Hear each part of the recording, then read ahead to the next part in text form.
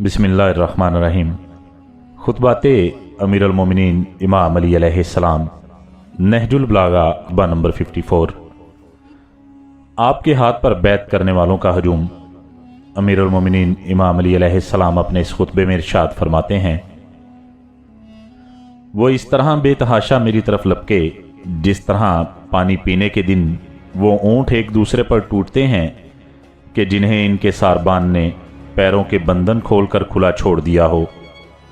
यहाँ तक कि मुझे ये गुमान होने लगा कि या तो मुझे मार डालेंगे या मेरे सामने इनमें से कोई किसी का खून कर देगा।